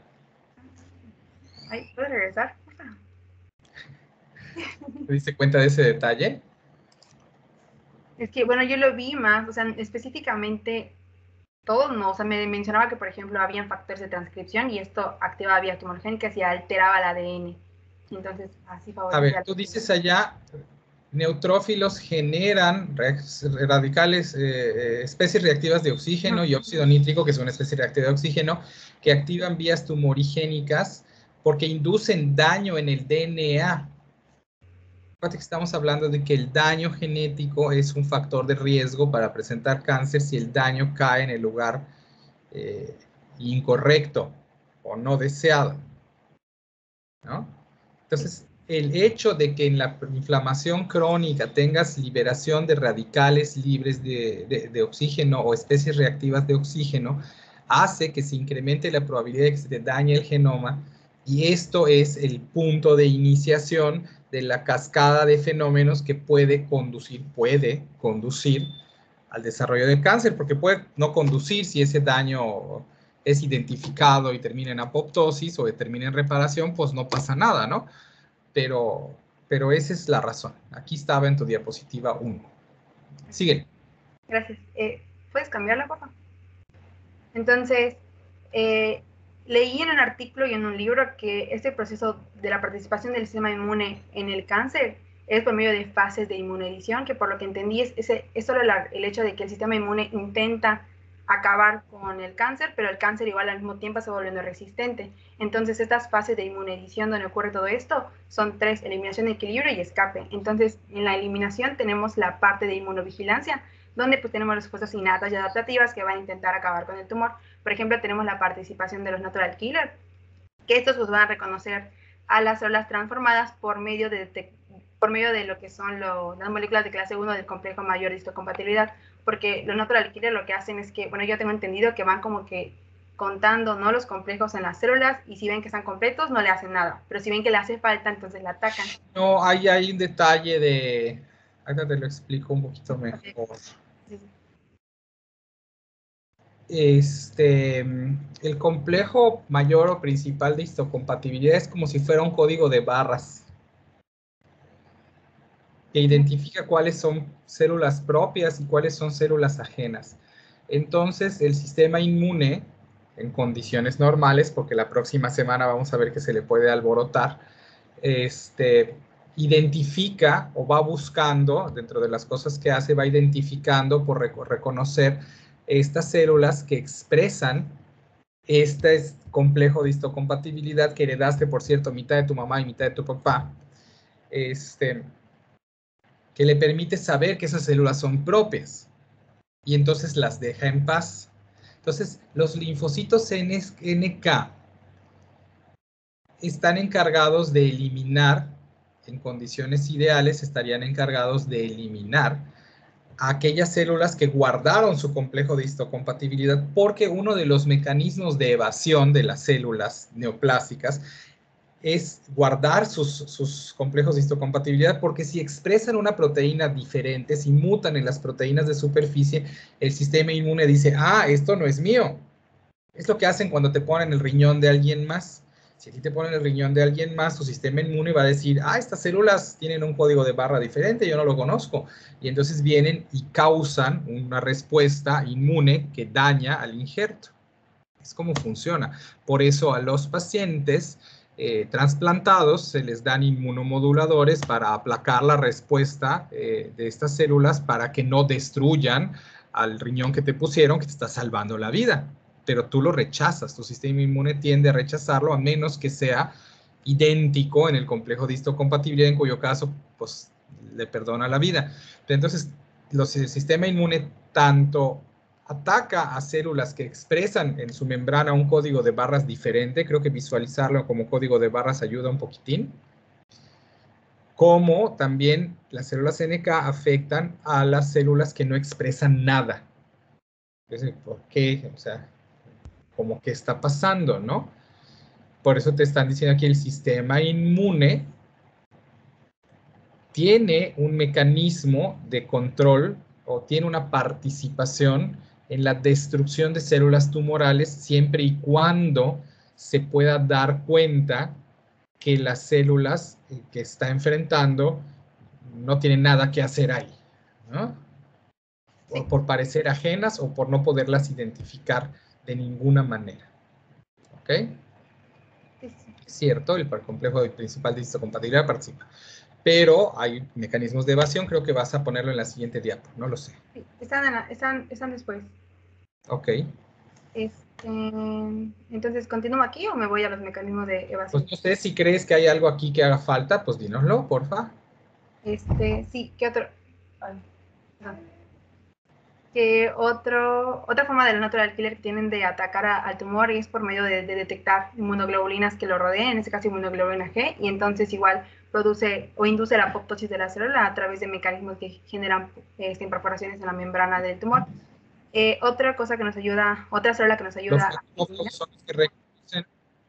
¿Mande? ¿Perdón? Los macrófagos son los que reconocen a las células transformadas que presentan antígenos desconocidos. Y cuando encuentran eso es como si tuvieran una bacteria, lo tratan de la misma manera. Célula ajena, matémosla, ¿no? Sí. Se le pega, se degranula, libera fagos de sus lisosomas a especies reactivas de oxígeno que causan daño. Esto ya lo habíamos mencionado, es lo que hacen los macrófagos, ¿no? Sí, y ya, por último, o sea, mencionando muy chiquito, las células dendríticas pues van a hacer lo mismo, o sea, van a fagocitar o van a detectar el ADN de la célula tumorígena y entonces lo van a llevar a los ganglios cercanos, se lo presentan a los linfocitos TCD8, esos se diferencian a citotóxicos y van a regresar para mediar la respuesta contra el tumor. ¿Puedes cambiarle, por favor?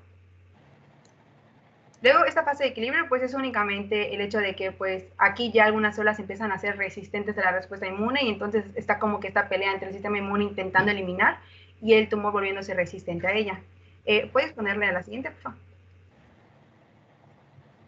Y ya tenemos la fase de escape, que son los mecanismos que puede utilizar ya el tumor en sí para pues, evadir la respuesta inmune.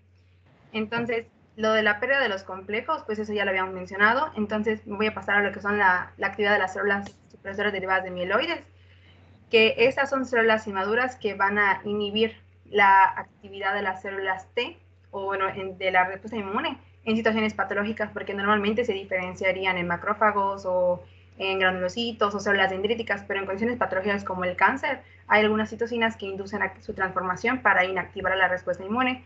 Estas pueden estar acumuladas en los ganglios o en los focos de inflamación y pueden secretar factores de crecimiento endotelial vascular para favorecer la oxigenación del tumor y que este prosiga, inhiben a los natural killer, a los linfocitos B, a los linfocitos T, y también inducen la transformación de macrófagos de M1, que eran inmunosupresores, a M2, que son los que permiten que el tumor progrese. También otra forma que evaden a la respuesta inmune es aumentando las proteínas que inhiben a la función de los linfocitos T, porque estas se expresan en la membrana del tumor. Entonces, el sistema inmune tiene ciertos puntos de control a través de estas proteínas y cuando dicen, bueno, ok, ya es suficiente la inflamación, inactivan a las células para que no haya más daño. Entonces, los tumores pueden desarrollar esas proteínas, que en este caso es el ligando de muerte celular programada 1 y el antígeno 4 del linfocito T citotóxico, que van a hacer la función de suprimir al sistema inmune para que éste pueda seguir avanzando.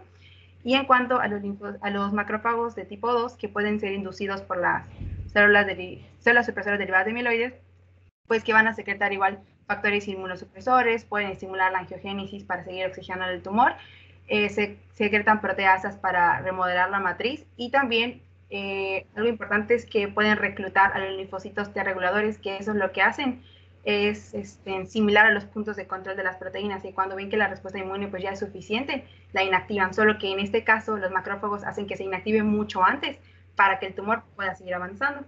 Esto es cuando... No acuérdense que están ocurriendo en modo random las mutaciones.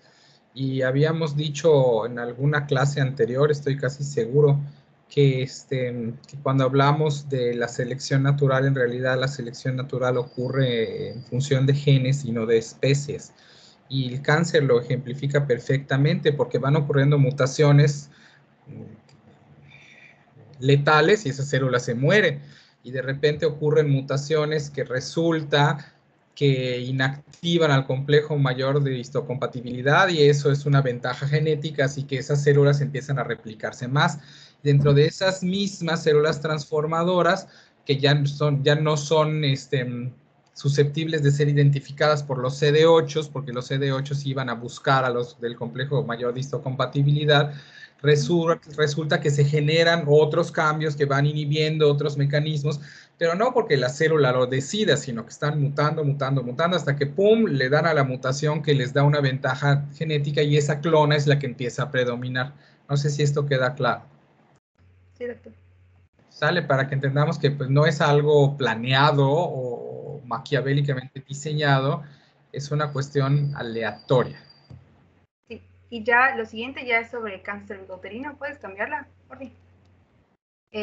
Aquí, pues esta es la respuesta inmune al BPH, que es pues que las células presentadoras de antígenos pueden detectar residuos de manosa provenientes del virus o pueden fagocitarlo y llevarlo a presentar hacia las células, a los T helper 4 para que se diferencien ya sea en T helper 1, que nos van a dar a los linfocitos CD8 citotóxicos que ya mencionamos, o nos pueden dar a los linfocitos B a través de la diferenciación T helper 2 para producir células plasmáticas y producir anticuerpos. Entonces, ayer leyendo encontré un artículo donde te mencionaba que los anticuerpos pues nos van a servir no para ver si sigue la infección o si ya o si hubo una infección previa y que estos son muy específicos para las proteínas que cubren al virón de la cápsula del virón, que son la L1 y la L2, y con esto pues previenen inflamación, y también que había unos anticuerpos que eran específicos para la proteína E7, que era la que controlaba el ciclo celular del virus o que también aumentaba la transformación de las células, pero que los anticuerpos para esta proteína específica únicamente se presentaban cuando ya está el cáncer como que un poquito más avanzado o ya se desarrolló, no durante la infección previa. Y también... Por eso, vacúnense si no están vacunadas contra papiloma humano, vacúnense. Sí. De verdad, de verdad, de verdad. Sí, sí. Y luego tenemos lo que es la otra característica de esos anticuerpos, es que su producción pues, es muy lenta y que puede pasar hasta 6 meses. De hecho, leí un artículo que pueden ser hasta 5 años y que se producen en baja cantidad y que puede que algunas personas no produzcan esos anticuerpos. O sea, del 30 al 50% de las personas con BPH no producen los anticuerpos, entonces pues no hay nada como que ayude, ¿no?, a detener la progresión de la enfermedad. O sea que hay ciertas características del huésped que hacen que sea más probable desarrollar cáncer a partir de la infección para unas mujeres en comparación con otras. Sí, y que también los anticuerpos no van a como protegernos si nos volvemos a reinfectarnos de BPH. Solo, bueno, entendí que sirven solo para un momento. Y ya después puedes ponerle la última, por favor. Ya aquí es como, o sea, cómo es que el virus hace para evadir la respuesta inmune y seguir avanzando, ¿no? Y a la formación del cáncer. Encontré que, por ejemplo, el virus del papiloma inhibe la síntesis de interferones a través de sus proteínas E7 y E6 y E7, que son las que controlan el ciclo celular. Y pues los interferones tienen actividad antiviral, antiproliferativa y antiangiogénica. Entonces, como se inhiben, vamos a ver todo eso a favor del tumor. También que este virus tiene proteínas en su membrana que induce la síntesis de anticuerpos, pero entendí que esos anticuerpos van a ir en contra de anticuerpos que sí nos pueden servir para neutralizar al virus. O sea, como que son unas, como que defensa para ellos, ¿no? Como que atacan otros anticuerpos. Bueno, así lo entendí. También que pueden tener como blanco a los linfocitos CD4 que ya habíamos visto en la diapositiva anterior que nos ayudan con la respuesta inmune, o a las células de Langerhans, y entonces pues al inactivarlos, eso hace que no haya la respuesta inmune y el tumor avance. También leí que ellos, o sea, el VPH tiene una replicación de ADN muy baja, como que pasa desapercibido con el sistema inmune, o sea, se propaga por las células, pero las copias de ADN decían que eran entre 30 y 50, entonces la propagación por las células iba a ser muy pequeña y entonces no va a ser detectado por el sistema inmune, también era un punto a su favor. Bueno, lo del complejo ya lo habíamos mencionado, y que también que como era un virus intraepitelial, pues solo pequeñas cantidades de él eran expuestas hacia el sistema inmune, entonces es Sí, igual. los epitelios son externos, así que puede no ser identificado el daño. Sí. De hecho, se estima que hay un transcurso de 8 a 10 años desde que te infectas de papiloma humano hasta que presentas el cáncer cervicouterino. Sí, sí, sí. Imagínate qué cosa tan horrorosa, porque, pues, digo, puedes tener actividad sexual con parejas no estables o definitivas, y lo más probable, espero, en este medio, es que estén utilizando doble método, que esa es mi recomendación siempre, doble método. Uno de barrera que protege contra este tipo de cosas, pero que tiene un 94% de eficacia, más uno no de barrera que mejore la eficacia para que no te pase ninguna de las, o reduzcas todo lo posible el riesgo de contagio de enfermedades de transmisión sexual o de genes de transmisión sexual que terminan en embarazo, ¿no? Pero no olvidemos, perdón por lo gráfico, señores, señoras, papás, mamás que están escuchando esto, pero pues están en medicina sus hijos y sus hijas, así que hay que platicarlo. Pues uno se acuesta con la pareja y con todas sus parejas previas. ¿A qué me refiero con esto? A que tú puedes ser monógama o monógamo con alguien, pero si esa persona ya estuvo antes relaciones sexuales no protegidas en algún punto en el pasado, pues igual y trae infecciones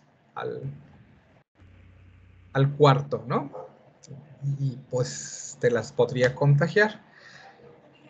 Y por último, bueno, pues podrás tener protección de barrera durante mucho tiempo, pero cuando uno ya tiene su pareja estable y sobre todo si tiene planes de reproducción o intenciones de reproducción, pues entonces deja de utilizar los métodos de barrera. Entonces, pues, por muy monógama que sea, digo que también eso es utópico en un porcentaje significativo de los casos, aunque existe, aunque uno sea monógamo, al final del camino, eso no implica que no tu pareja con la que vas a dejar de utilizar métodos de barrera venga y te contagie papiloma. Y 10 doritos después acabas con cáncer cervicouterino, ¿no? Entonces, como uno no puede confiar en nadie lo suficiente en estos temas, pues mejor te vacunas para que si tu pareja toda limpia y sana y no se contagió de nada, y pues padrísimo, pero si trae un pasado que no conocemos, aunque se porte re bien ahora o en el futuro, pues cuando tengas tu pareja estable, pues que no te vaya a regalar cáncer cervicouterino, porque imagínate, te contagias como varón, no lo sabes, tienes a tu pareja estable, la contagias y 10 años después dejas huerfanitos a tus hijos porque la mamá se muere de cáncer cervicouterino que tú le contagiaste. No está padre, ¿no? Entonces vacúnense, damas, vacúnense, vacúnense, vacúnense. En mi opinión, hasta los caballeros se tendrían que vacunar. Pero bueno. Y Y ya, eso sería todo lo que traje sobre el sistema inmune y cáncer. Okay. Falta un tema nomás, ¿no? Sí, creo que sí. Creo que son 2, doctor. Angiogénesis y metástasis. Angiogénesis y metástasis, pero bueno, sí, pero uno lleva a lo otro. Pero ok, angiogénesis y metástasis, es correcto. Bueno, pues yo les voy a presentar lo que es angiogénesis. Pues más que nada es un mi compañero va a proyectar. Voy a empezar por mientras. Pues es un proceso mediante el cual se forman nuevos vasos sanguíneos, pues a partir de un lecho vascular preexistente, y por lo tanto ayuda tanto al crecimiento tumoral, en este caso, como al desarrollo de la metástasis. Por eso mencioné el maestro que están muy ligados. Entonces, ¿qué pasa? Cuando el área que rodea las células del tumor empieza a alejarse mucho de los vasos sanguíneos, entonces el oxígeno y los niveles de nutrientes comienzan a bajar, y esta disminución de oxígeno pues se conoce como hipoxia, como ya lo sabemos. Entonces va a hacer cambios en el comportamiento en las células del tumor. Entonces las células del tumor van a empezar a producir ciertos factores de crecimiento que estimulan la formación de los vasos. Si estos factores obviamente no se producen, entonces no va a haber crecimiento. Entonces son múltiples los procesos que regulan en sí la angiogénesis, pero que se considera que creo que es una diapositiva antes se considera que el factor de crecimiento vascular tiene el papel más central y es el que se une a diferentes receptores. En este caso te menciona que era hay 2 tipos de receptores, el BGFR1 y el BGF2. Entonces, ¿cómo pasa esto? Pues inicialmente tiene lugar una vasodilatación en respuesta a la presencia de óxido nítrico y al aumento de la permeabilidad del factor de crecimiento endotelial vascular. Y pues la membrana basal se degrada, y por medio de metaloproteinasas de la matriz y la alteración del contacto intracelular, pues va a facilitar la migración y la proliferación. Y entonces va a haber un reclutamiento. La rápida tasa de replicación celular condiciona que ciertas células acaben teniendo un bajo aporte de oxígeno.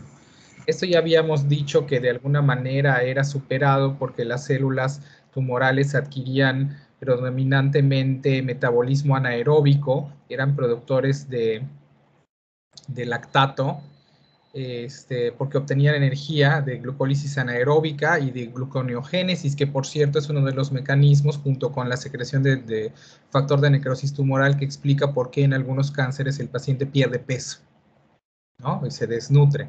Ay, pero no quites eso, estaba bien. Cierto el caso es que uno de los cambios adaptativos es favorecer el metabolismo anaeróbico, pero otro de los cambios adaptativos es precisamente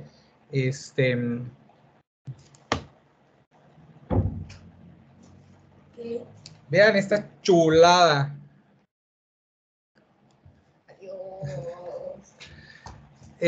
Perdón, se me atravesó un hijo.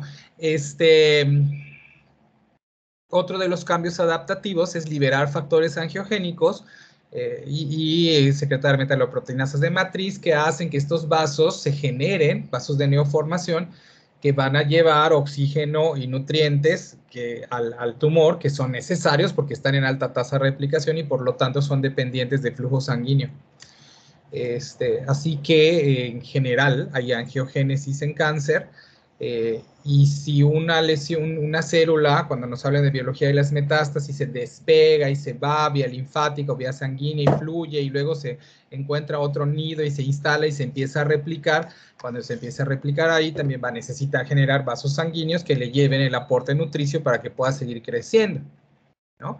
Entonces, uno de los elementos centrales del crecimiento tumoral, excepto en las leucemias, porque esas son pues, tejidos más líquidos, pues, es la generación de vasos de neoformación, lo cual es interesante porque entonces hay terapias biológicas dirigidas hacia la inhibición de los factores angiogénicos.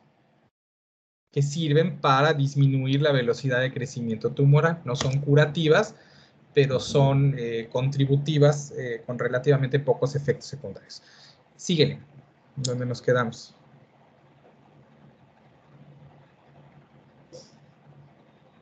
Pues prácticamente igual se mencionaba que en el cáncer cervicouterino tenía que ver mucho con el virus del papiloma humano, como ya mencionaron, entonces está relacionado con la proteína E6 y E7. Realmente es un cáncer de transmisión sexual.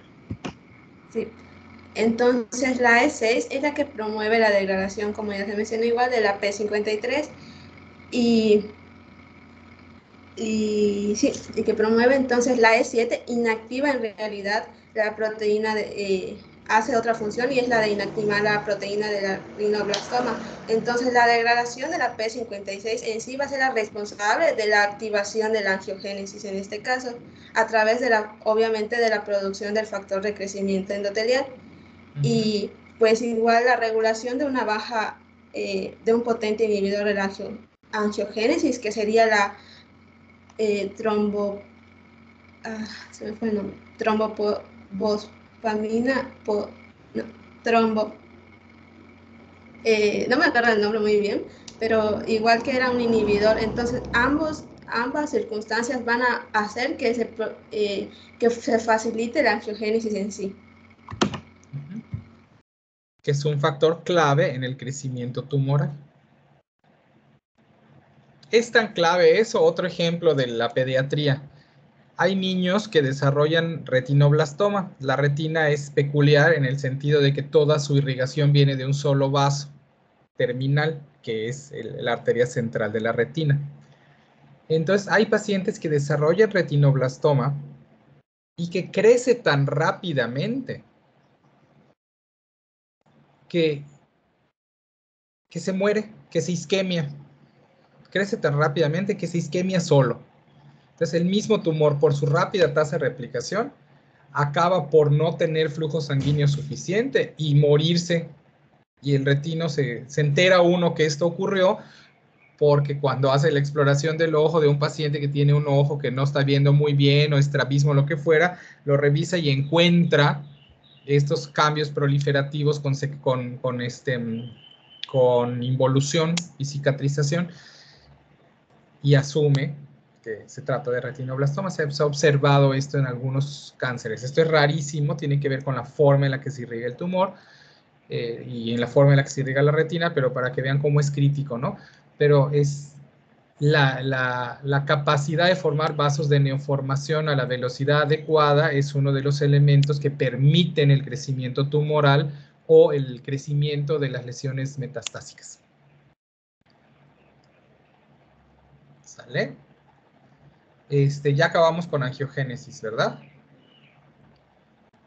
Pero si quieren leer algo, lean bevacizumab, se los pongo en el chat. Antiangiogénico. Es coadyuvante en un montón de tumores en adultos. En pediatría no, la oncología pediátrica es harina de otro costal porque generalmente se trata de tumores de muy alta tasa de replicación y por lo tanto tumores altamente curables con quimioterapia.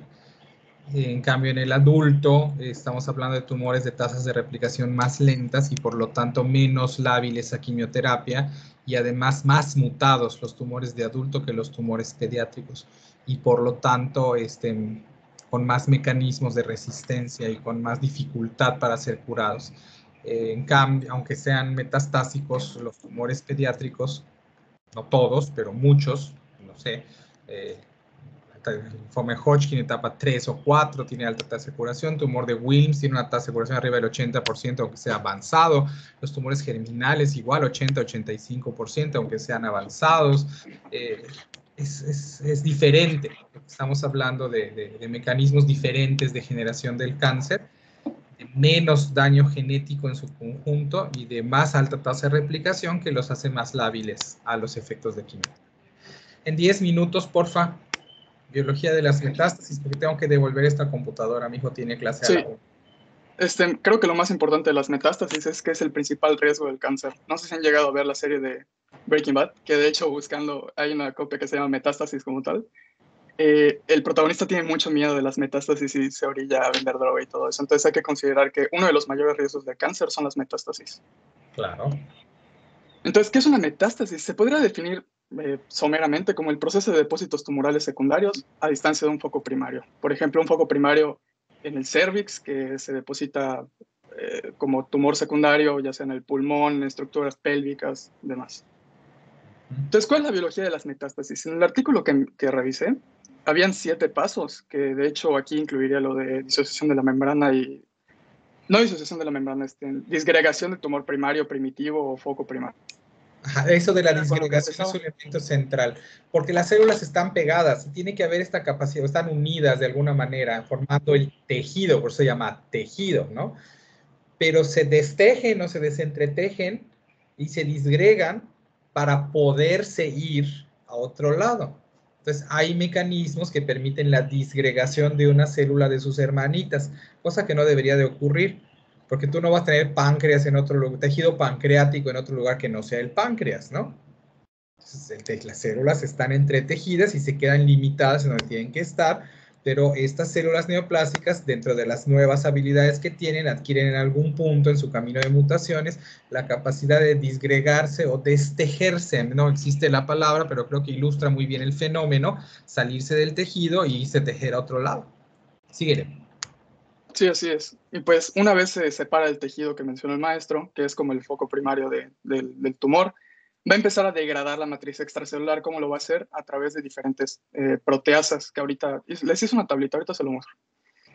Después de que empieza a degradar la matriz extracelular, empieza a agarrar los recursos para poder diferenciarse, entre comillas, a una célula similar a una célula mesenquimatosa, como lo menciona el libro, que tiene más movilidad, que estaba caracterizada por movimiento ameboide, que tiene estas prolongaciones pseudópodos, y que hacen un movimiento que se parece mucho en realidad al sistema inmune, o sea, este fenómeno que se podría considerar como de apedesis.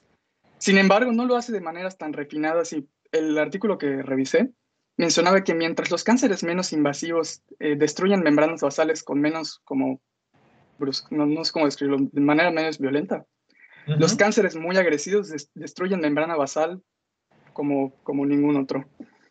Y tendrían a salir por formas muy violentas. Proteinasas de matriz. Sí, así es.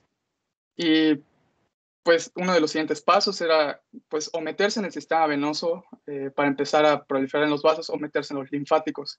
Muy importante los linfáticos porque o infiltrar por continuidad. Acuérdate que hay metástasis por continuidad a los tejidos vecinos, pero las que estás describiendo son las de metástasis a distancia que ocurren por sistema venoso, sistema linfático, lo cual explica por qué la gran mayoría de los cánceres tienen predilección por hacer metástasis pulmonar, porque una vez que llegas al sistema linfático o al venoso, sea directamente por venas o vía linfática, vas a irte a vasos más grandes, más grandes, más grandes, hasta que llegas al corazón, y de ahí te vas a ir al pulmón, y de ahí te vuelves a encontrar capilares, y es donde te puedes atorar.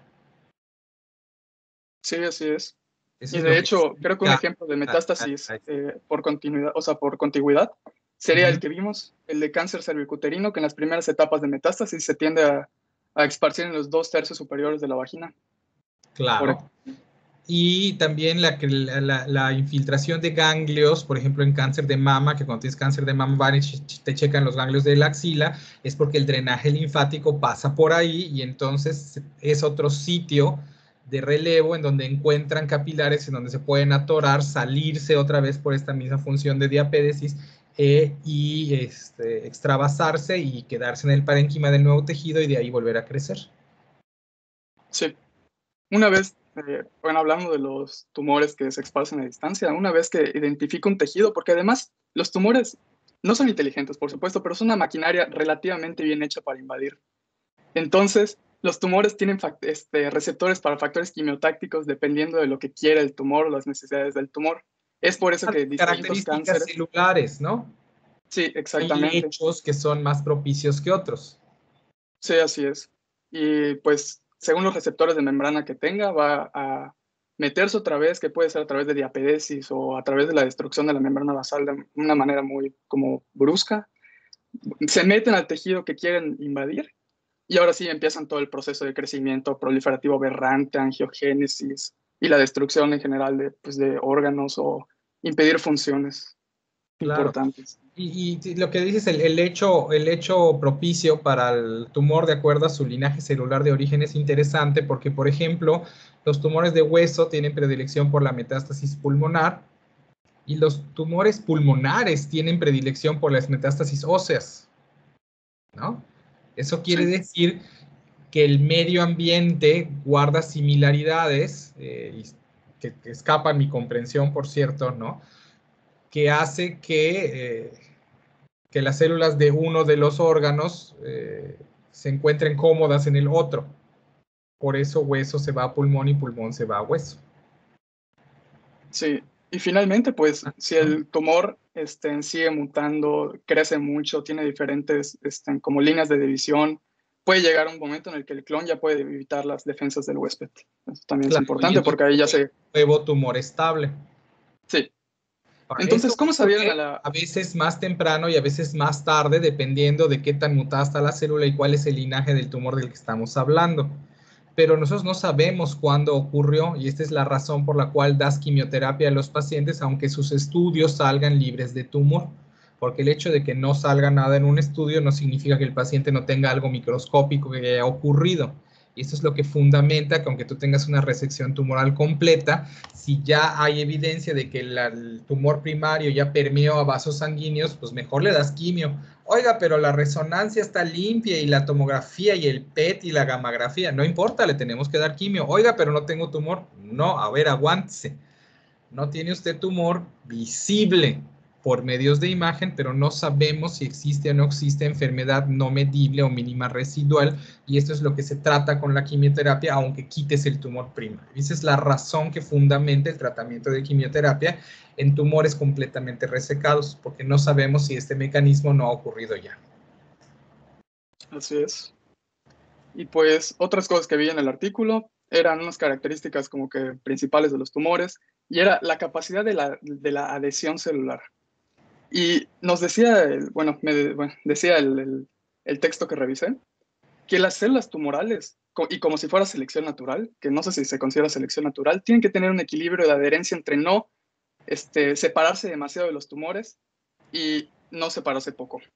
Porque si te separas demasiado... No adherirse demasiado, porque si se adhieren demasiado no pueden liberarse para hacer metástasis, pero no estar tan sueltas porque entonces no forman tumor. Exactamente. Claro, es selección natural.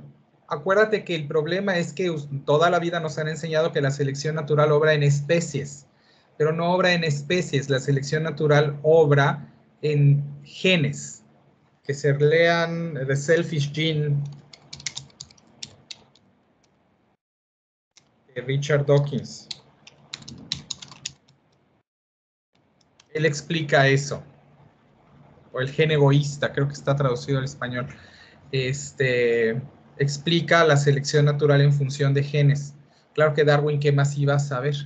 Con lo que él podía saber, describió muy bien el fenómeno, pero se equivocó al pensar en especies cuando la selección es génica. Y ya que están en ello, cuando tengan tiempo libre, que lean Darwin Awards. ¿Alguien lo ha leído? Yo no, doctor. Es una página web que recompensa o reconoce a las personas que por hacer algo terriblemente tonto retiran a su genoma del pool genético de la humanidad. Chécalo, a lo mejor te gusta. Sí, sí. Bueno, eso ya lo comentamos. Nos quedan 3 minutos, dispara. Ay, sí. Aquí están algunas de las proteasas que se utilizan para degradar matriz, y pues el método es exocitosis, principalmente. ¿Qué más? ¿Cómo se mueven? Ya lo mencioné también, de hecho ya varias veces ya las mencioné, que se van a diferenciar en células similares a células mesenquimatosas que van a tener pseudópodos que tienen receptores de fibronectina y laminina, que son componentes de la matriz extracelular, y que van a tener receptores también quimiotácticos para pues proliferar en el tejido donde mejor se vayan a desarrollar. Igual sería algún tipo de selección natural, ya que los tumores que expresen los receptores para los mejores órganos, o sea, donde pueden proliferar más, pues van a generar mejor los tumores. Y pues en caso de una implantación, pues van a ocurrir los procesos de la tumorogénesis, que es la proliferación descontrolada, la supresión de la respuesta inmune y la angiogénesis. Y ahora, en el cáncer cervicouterino, nos vamos a como que a volar un paso, porque este cáncer es epitelial. De hecho, no sé, bueno, ya lo han visto, de ley lo han visto, los cortes histológicos de la división entre el útero y la vagina. Y en específico el cervix es muy susceptible al virus de papiloma, en especial porque es un epitelio de transición. Hay una metaplasia entre el epitelio cilíndrico simple no de la vagina, del útero y el epitelio plano estratificado no queratinizado de la vagina. Por eso esas zonas son tan susceptibles, esas células que se van, de que de hecho la división del cervix no es estable durante toda la vida. O sea, es como que un factor de riesgo para las mutaciones, se podría decir. Claro. Y pues aquí el desarrollo nada más de las metástasis del cáncer cervicuterino es a partir de la etapa del estadio 2, empieza la metástasis como tal.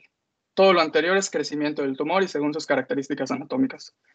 Pero Por en eso, general... lo encuentras en etapas tempranas como neoplasia intracervical o carcinoma in situ, puedes quitar el tumor y no dar ningún tratamiento adicional porque el estar localizado en las capas superiores o en el epitelio implica, neoplasia intraepitelial cervical, implica que no hay riesgo, que el riesgo es extraordinariamente bajo de que se haya extendido a otros órganos, puesto que al estar confinado al epitelio tiene poco acceso a la circulación sistémica. Por eso se hace la resección de la neoplasia intracervical NIC1-2, NIC, neoplasia intracervical, y la paciente está curada. Pero cuando tú encuentras que se va más allá, pues ya no. Sí.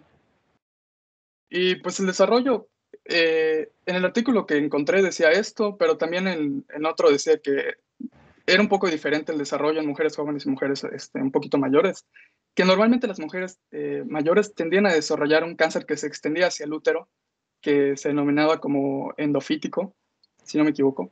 Sí. Y un cáncer exofítico para las mujeres más jóvenes. No, pero aquí se describe pues, de manera muy sencilla cómo va, que a partir del cervix se va expandiendo el cáncer primero a la vagina, luego va subiendo y se mete en el ligamento ancho del útero, y que el ligamento ancho, por supuesto, tiene la irrigación, los nervios, los linfáticos, en específico, pues, que dan con el cervix. Entonces, a través de estos vasos se van a meter para, pues, causar la metástasis.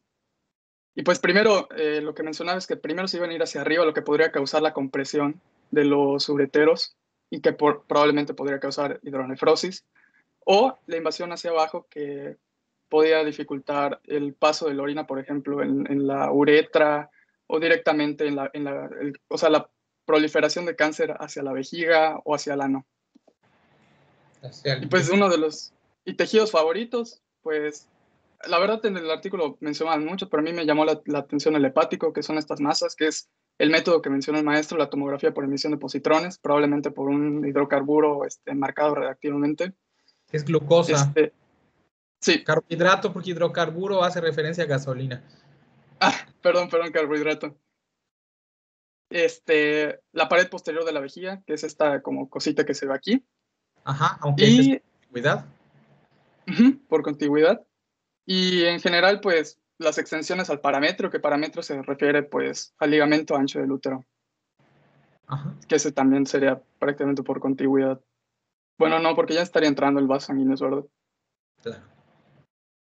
Y pues ya sería todo por mi parte. Pues nos vemos mañana con leucemia, ¿no? Linfoblástica. Ahora sí. Bueno, pues, adiós. Gracias, doctor. Hasta mañana, doctor.